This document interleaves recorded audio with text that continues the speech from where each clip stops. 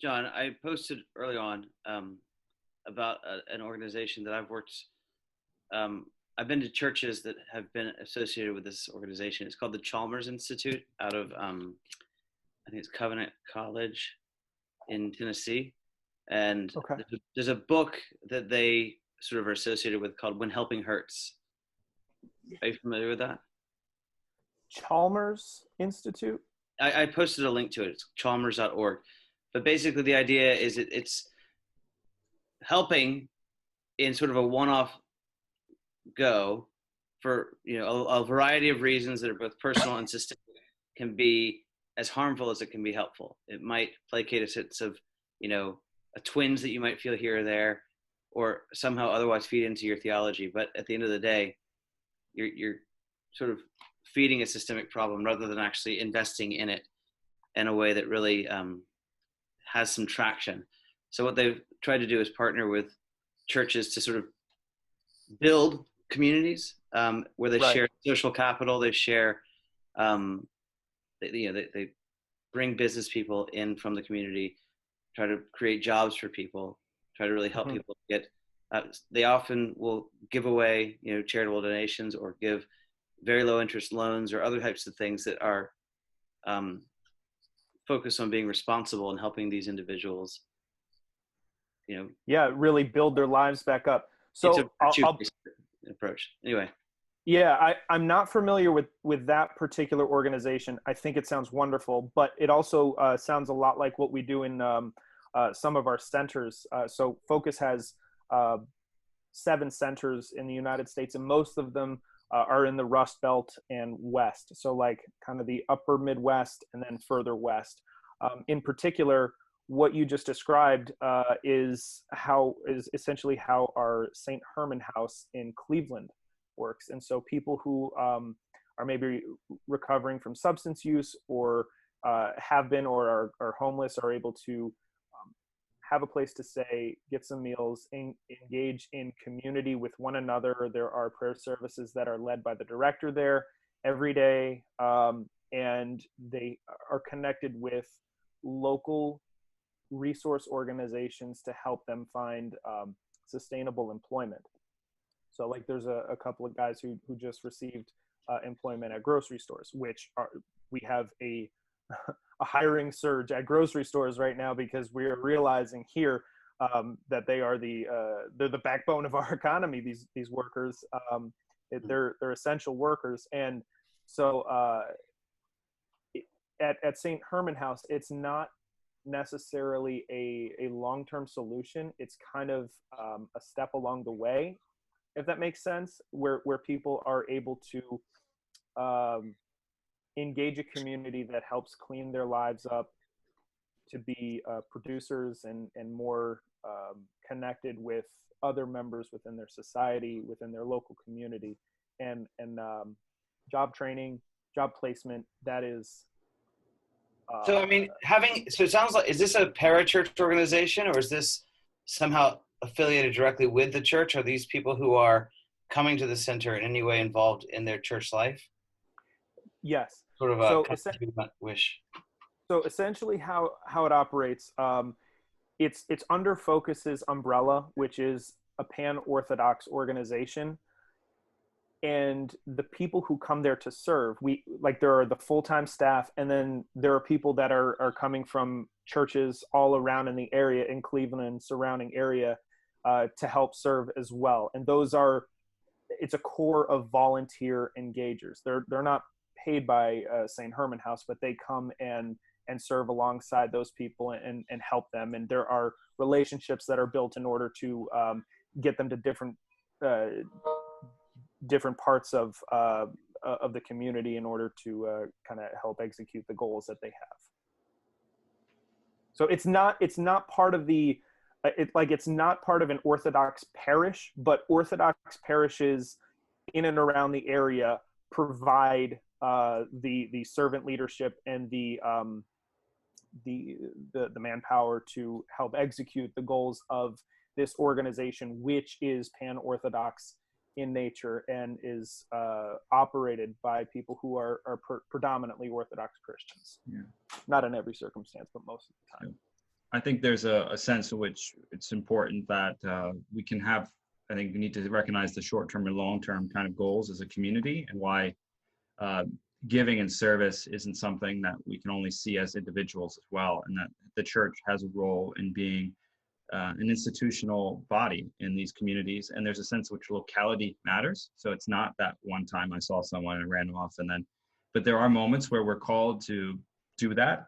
But you know, it's our giving, our charity, our generosity as a community needs to be something that is covenantal in a sense. Like it's not dependent on our spontaneity or the route of our daily walk. It's something that as a community we embrace. You know, I think so for every community, every town, every city, and particularly us in Shanghai, I think we need to not think so much about who we walk by each day, but like, this is our community, and what are the needs day in, day out? Who are the people we're running into? Who are the people we are avoiding? And how can we continue to be a community where it's refuge, it's to people long term. And Yeah. Go ahead. And to go back to the analogy that I used before, while keeping that bigger picture in mind of ultimately restoring that person to society writ large, you know, and that requires, you know, policy change and all these big picture stratosphere operations to, you know, perform the surgery.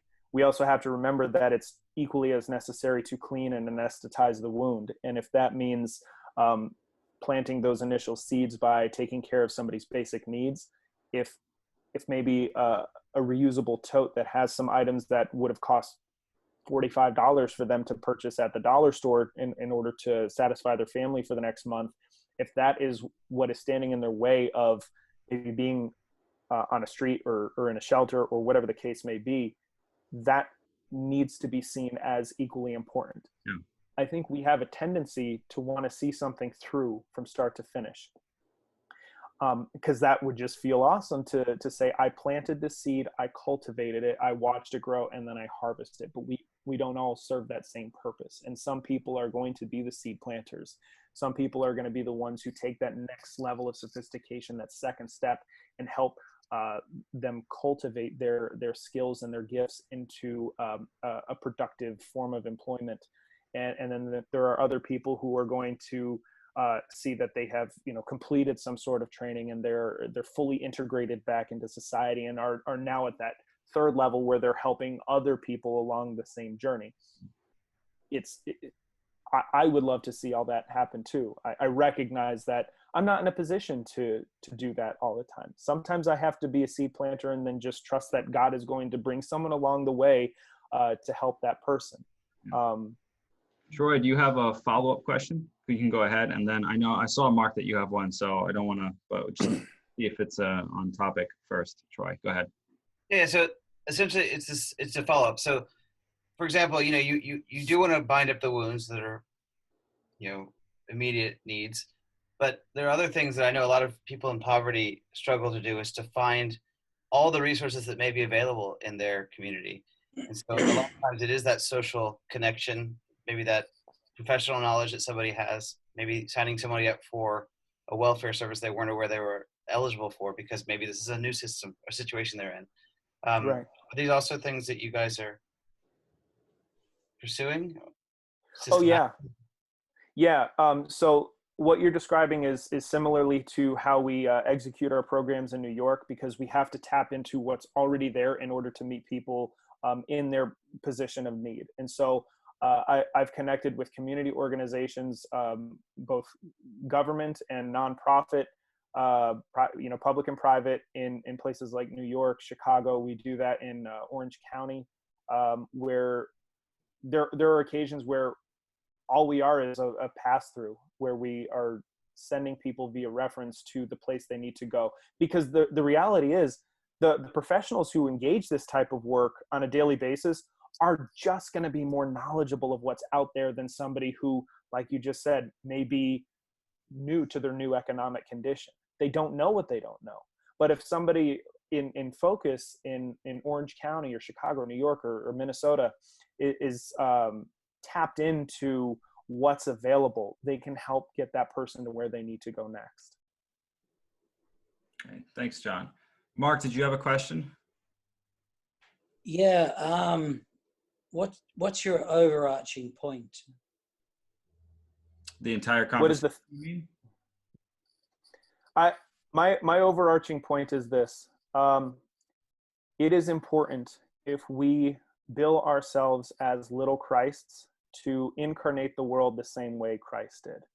And so serving alongside a person recognizes his or her dignity and image-bearing qualityness that we have, and we should recognize that everyone else has as well. Their need is their merit, and if somebody has a need and we have the means to satisfy that need, we have the responsibility to do so. That is how we can incarnate this world, just like Jesus Christ did 2,000 years ago. So what do you mean incarnate the world?